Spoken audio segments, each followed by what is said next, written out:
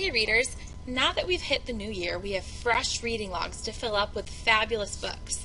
Each night you'll be continuing to work on your 20 minutes of reading. Now notice today I didn't say that you're going to read for 20 minutes, but I said you're going to work on your reading for 20 minutes. It's really not about how long you read, but it's about the quality of your thinking as you read.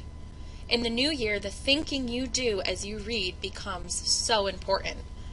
Now, however, tracking our reading is a key step in shifting our focus to the way we think about reading. So we're going to continue tracking our reading. By doing this, we've noticed that we've already had some major growth spurts at reading. As readers, we can see it in our reading log, we can see it in class, and we can see it at home. So now that we've mastered our tracking of our reading, we're going to continue doing that, but then also show the thinking that we do while we read. The best way to do this is by writing about our reading. So today we're going to work to answer the question, what are some qualities of strong writing about your reading? So throughout this unit, we're going to be reading from a book called The Home of the Brave. It's a short book, but it's intense, and it's about a boy named Keck who comes from Minnesota. Comes to Minnesota from Africa after many people in his village, including his father and brother, have been killed. So today I'm going to read a couple, like 3 pages, we're going to read a page and a half.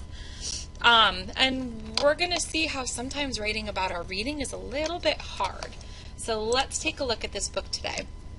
Home of the Brave by Katherine Applegate. Now as I flip through, I see there's a part 1 with a quotation here. When elephants fight, it is the grass that suffers.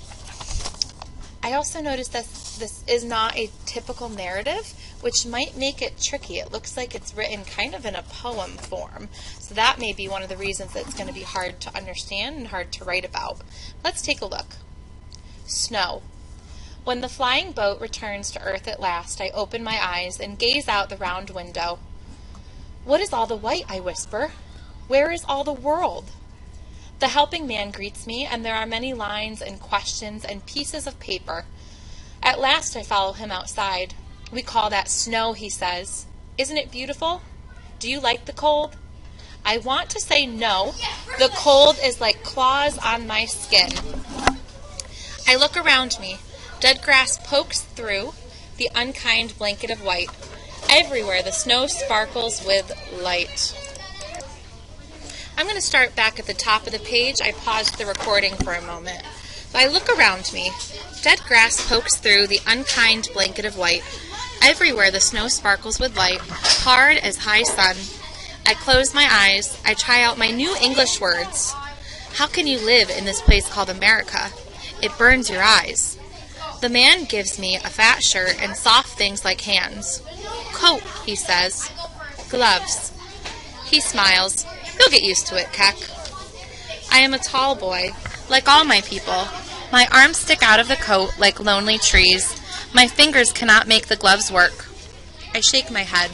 I say, this America is hard work. His laughter makes little clouds. So that's all we're going to read for today.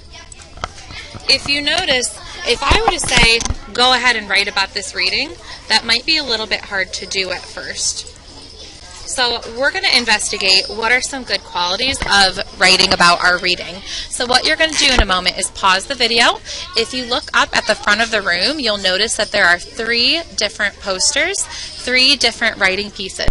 You're going to grab a sticky note, and for each one, you're going to write your name and leave some comments. What did you think is great about this writing? What did you notice about this writing, and what did you think?